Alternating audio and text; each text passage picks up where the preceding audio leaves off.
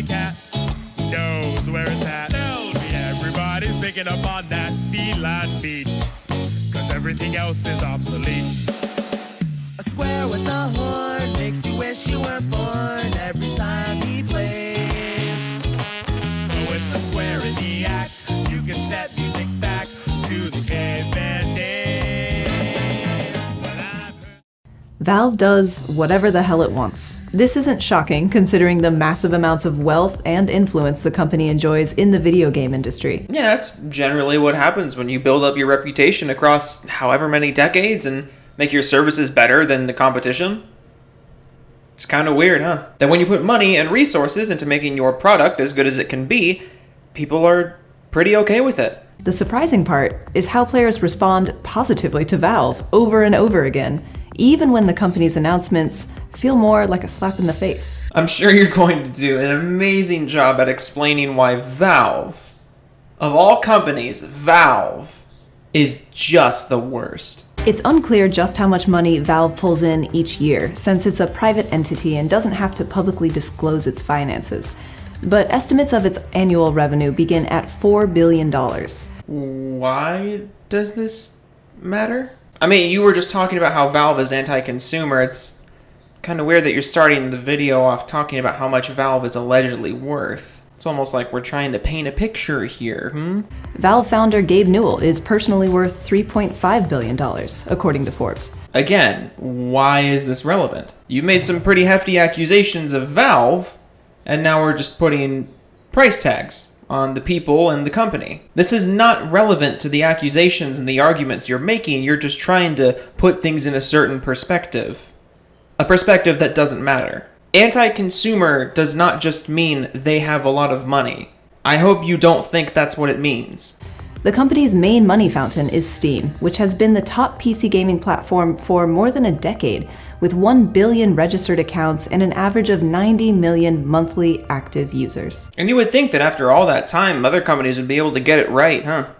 That's the ultimate tragedy of the Epic Games Store. You had every resource. You had all this money. You had a roadmap to go off of. Not an actual roadmap. Epic doesn't follow roadmaps. But you could look at Steam and look at what works for them and look at what works for Battle.net and for Origin. And they just didn't do any of it. I've said it before, but Steam remaining the biggest digital distribution platform on the PC, it's not even because of anything Steam's doing.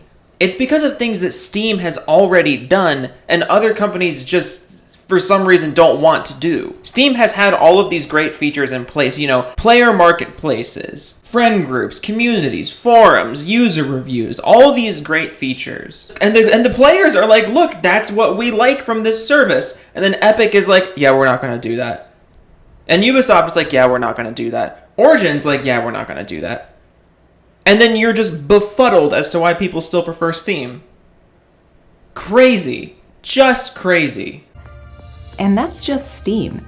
Valve also owns a library of legendary video game franchises, including Half-Life, Left 4 Dead, Portal, Counter-Strike, Dota, and Team Fortress. They own a library of...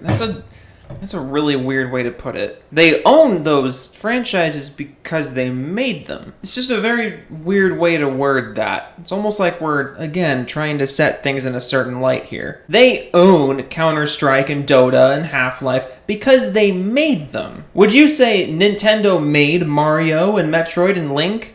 Or would you say Nintendo owns Mario and Metroid and Link? Would you say Sony owns God of War and The Last of Us, or Sony made God of War and The Last of Us? Again, just really weird wording because this is such an obvious hit piece. I'm guessing someone over at Engadget really doesn't like Steam. Or maybe Epic paid them off. I don't know. And before anybody comes in the comments and says, oh, you're just a Steam fanboy, you're a Steam fanboy, I am not at all saying Steam is perfect. And if you present me legitimate criticisms of Steam, I will be the first person to stand next to you and repeat them. But that's not what this video does, and that's why it sucks. There's a big difference between legitimately criticizing something and just spouting nonsense to try and get people to think the way you do. Same reason why Twitter is a cesspool. Plus, it has a hardware division building experimental consoles and virtual reality headsets, including the HTC Vive line and Valve's own device, the Index. Okay, so is your argument just that Valve does too much? Because that's kind of a dumb argument. With an abundance of resources at its disposal and no stockholders to answer to, Valve routinely operates outside the boundaries of logical consumerism.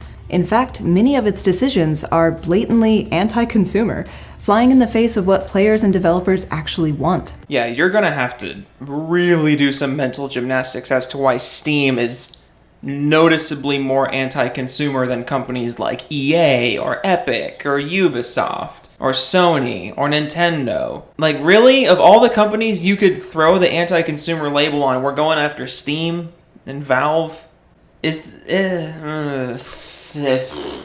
Valve forces players to use specific platforms. Valve forces players to use specific platforms. You know who else forces players to use specific platforms? Every big publisher. Shuts down revenue streams for developers.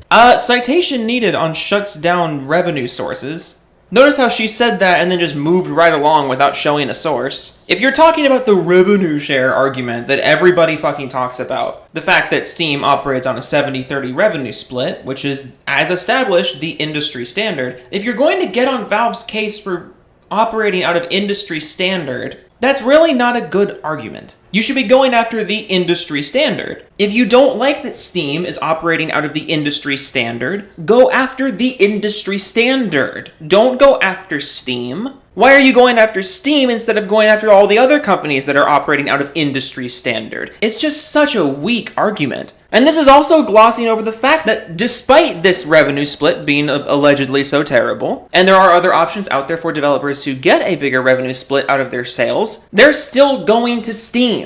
Does that not matter to you? It's almost like this isn't as big of a deal that you're trying to make it.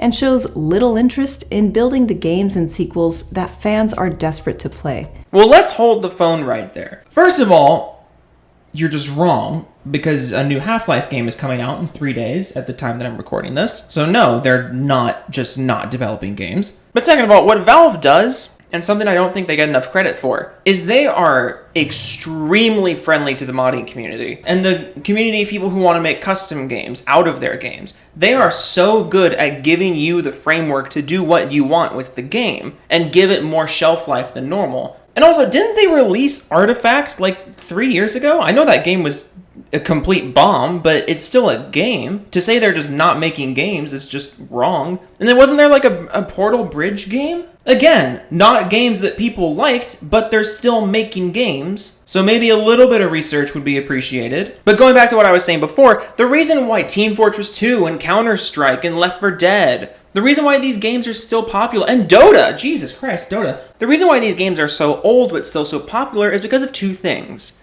One, they're really fucking good. And two, they're really fucking customizable / moddable. Left 4 Dead 2 is a perfect example of this. The modding community in that game is ridiculous, and it's amazing. Then you have all the custom things people do with Counter-Strike, and that also just glosses over Counter-Strike esports, and then Dota 2 esports, and TF2 being really fun and heavily supported. Yes, Valve isn't making as many games as they used to, and they're not making as many standout games as they used to, but they're also supporting their games way more than other companies do, post-launch. So it kind of balances out. The company consistently offloads its moderation duties. Offloads its moderation duties. Tell me what their moderation duties are. Because I thought their duty was just to maintain the store and not tell you what can and can't be on there. I made a video about this a while back when Valve reiterated that they were not in the business of telling people what is and isn't offensive, and that they're just going to kind of let whatever goes on the store and then let people be the dictator of whether or not they want to support it. And people got really mad about that, which is slightly hilarious to me. So if by offloads their moderation duties, if by that you mean they're an open marketplace where they expect people to be adults about the things they purchase, I don't see how that's a criticism. Yes, there are offensive games on Steam. There's offensive things everywhere you go. That doesn't mean they're blowing off moderation duties. That means they're expecting you to be an adult, and if you see something you don't like, you don't give it your money. And in return for that, we have all the great benefits of Steam. Because once you start getting into telling people what is and isn't offensive, that's when things get really, really murky. And it's one thing that I really respect Valve for.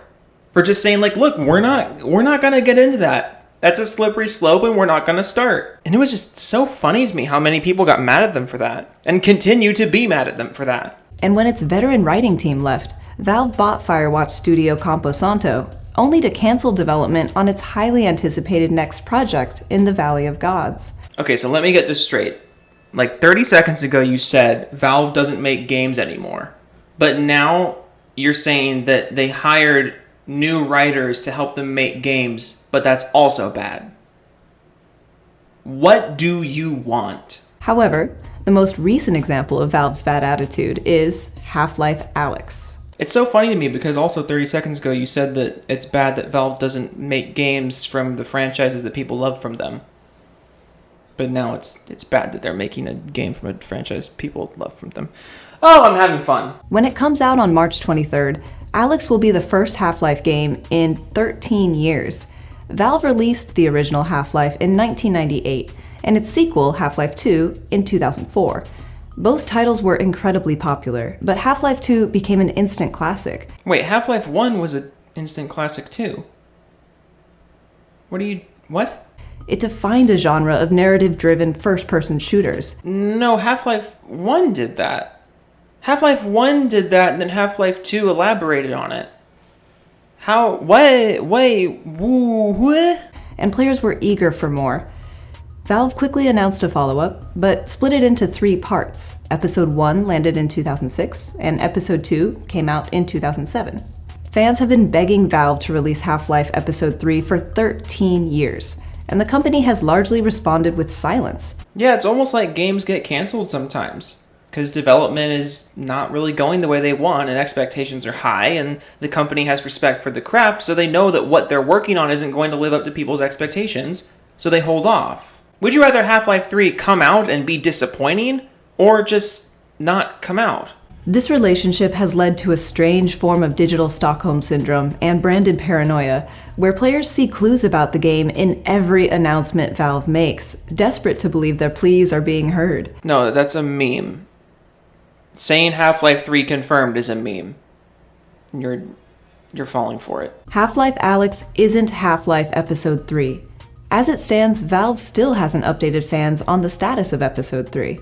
Instead, Alyx is a prequel, set between the events of Half-Life and Half-Life 2. Yeah, and I think that's a good way to bring people back in, especially for a new gameplay style like this. I mean, it would be kind of lame to release Half-Life Episode 3 and have it be VR. Would you not agree? Do you want Half-Life 3 to be VR? Like, if this was actually Half-Life Episode 3, would you be less mad or no? Oh, and it's only playable on VR platforms. And it'll work best on the Index, Valve's proprietary VR headset that costs $1,000. Well, it works best on that. You don't have to use that, though. And also, by this logic, you should have issue with every VR game, because it can only be played on VR, right? I mean, the last Arkham game was a VR game. I don't hear you getting mad about that. Shockingly, this strategy hasn't alienated Valve's fans. In fact, most players are expressing excitement for this VR-only, prohibitively expensive Half-Life prequel. Yeah, it's almost like people want the game. It's kind of weird, right? Jesus, imagine wanting games. And online hubs are buzzing with praise and intrigue. It's being hailed as the software savior of the VR industry, driving an increase in headset sales across the board, but particularly for the Valve Index. I like how you present this graph as if it's evidence of what you're saying. The Valve Index is only the 3rd best-selling VR headset. And ironically, the best-selling VR headset is the PlayStation VR, made by Sony, a company that everyone knows is infinitely more anti-consumer than Valve. But we're not going to talk about that. Valve sold 103,000 Index kits and depleted its stock in the final 3 months of 2019, amid the announcement of Half-Life Alyx, according to SuperData Research. Yeah, and pre-orders for the Xbox Series X are going to go up once Halo Infinite gameplay is showed off. And pre-orders for the PS5 are going to go up once whatever that game's big launch titles are going to be, whenever those are revealed. This is just the cycle. When a game is revealed, and you have to have a certain kind of hardware to play it, or it plays best on a certain kind of hardware, people are going to go buy that hardware in anticipation for the game. And again, the Valve Index sold a third By your own admission, a third of the PlayStation VR. And you're talking as if it has some kind of monopoly over things. The company restocked on March 9th and sold out the same day. This is a classic Valve move. No, this is actually a classic Nintendo move. Valve doesn't really do stuff like this. Forced adoption is exactly how the company got so many people happily hooked on Steam in 2004. Half-Life 2 was the first title that made Steam a requirement. So what's your issue with, I don't know, Fortnite or Apex Legends? And then let's not even talk about that. How many copies did Half-Life 2 sell versus how many active users there are on Steam?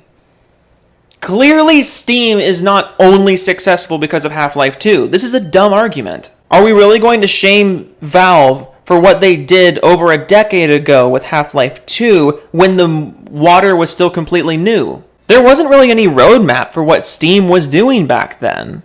Why are we chastising them for how it was handled back then? This is such a stupid argument, and this whole video is such a reach. I don't know why you made this. Like, does Epic have stock in Engadget or something? Even with physical discs, players had to install Valve's client in order to play the game. By 2011, Valve had sold more than 12 million copies of Half-Life 2, and Steam had a stranglehold on the PC gaming market. You really think only 12 million people were playing on PC in 2004? 12 million? That's it?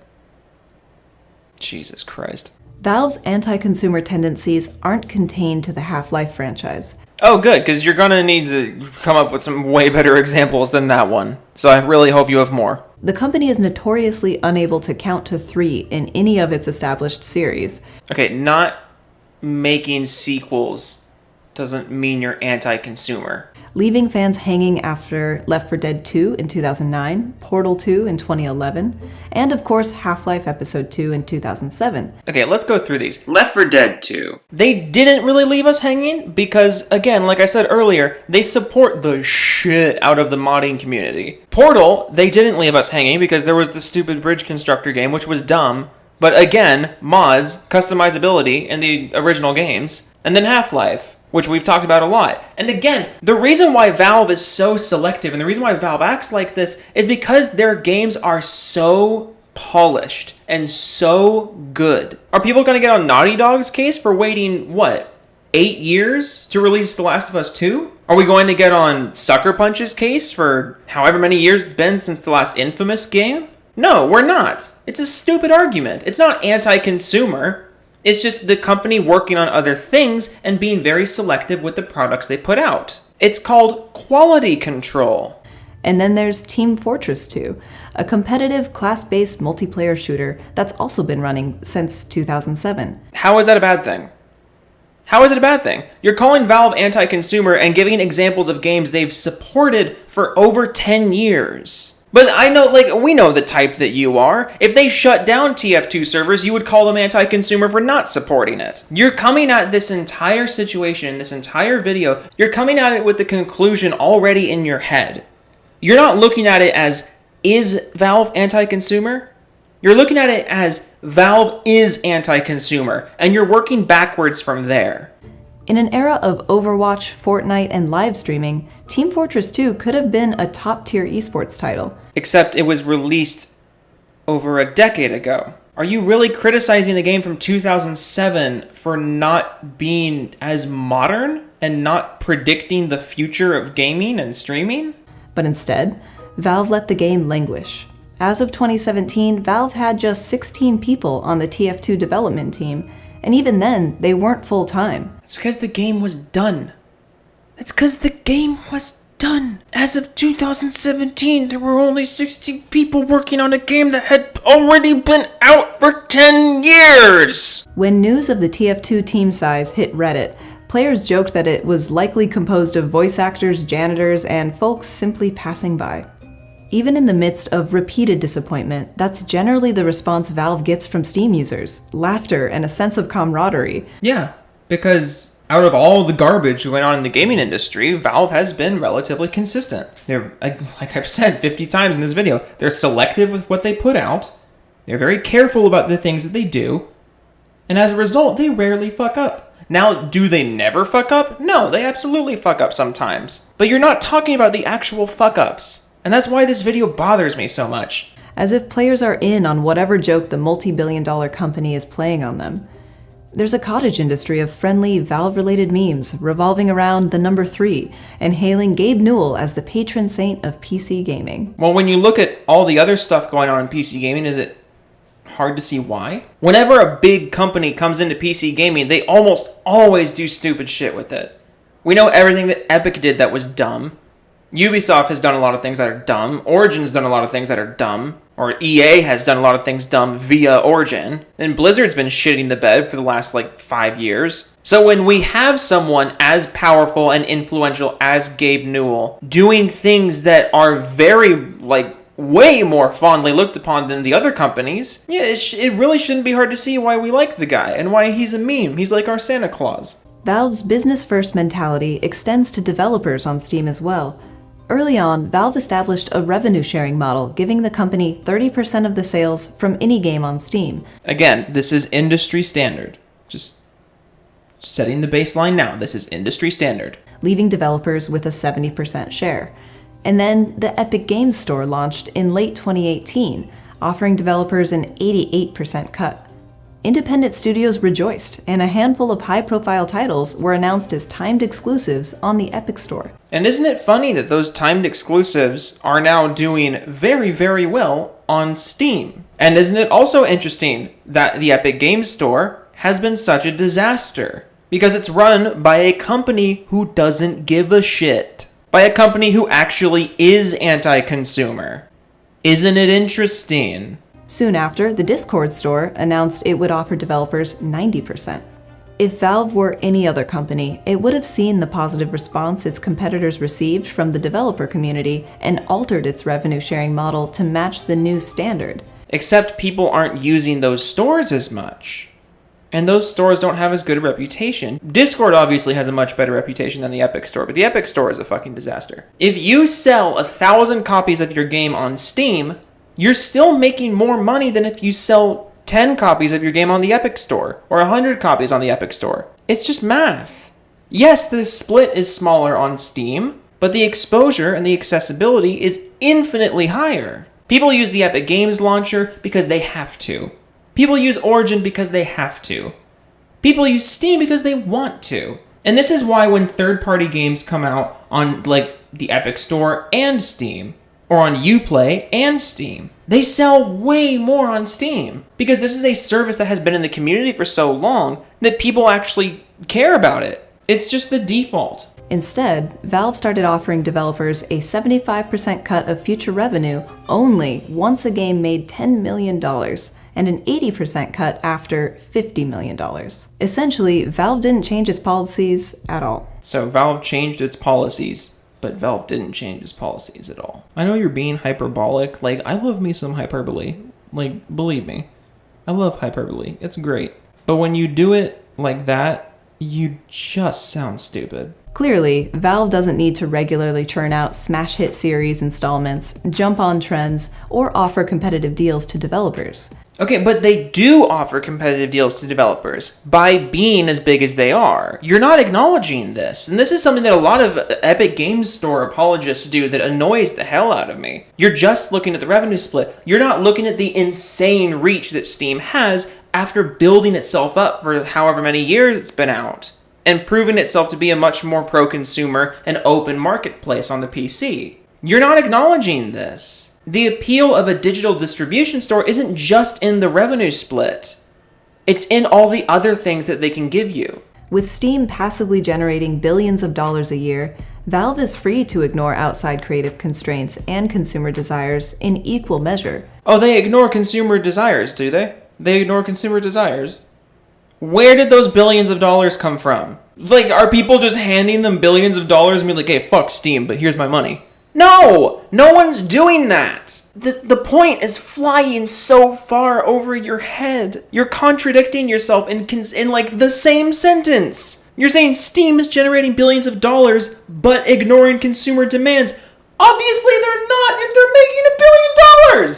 That's not to say this situation is completely terrible. Valve has proven to be an innovative powerhouse, and when the studio is good, it's really, really good. Even though Steam comes with its own set of third-party restrictions, The service was a lighthouse during the dark days of digital rights management in the mid-2000s. Oh, really? It was a light spot in the mid-2000s? That's funny. Earlier in this video, you were talking about how Steam was in the mid-2000s and how they sucked because they were exclusive Half-Life 2 exclusive Steams. Sorry, that was a little rude. And it remains the largest repository of PC titles today. And when Valve does actually release a game, it tends to be fantastic. Like, spawn a new genre of video games fantastic. I guess that's why players will wait 13 years to be excited about the wrong game coming to a limited platform. Just like with Steam, Valve is the only company that can deliver this experience. And in both instances, there isn't really any other choice. You just don't get it. You just don't get it. I'm done arguing. I'm done arguing with people who have their entire minds made up for them without even considering anything. I can't. I'm done. Steam is not a perfect company. There are plenty of legitimate things to criticize them for. So criticize them for those things. I hate the internet sometimes. I hate it.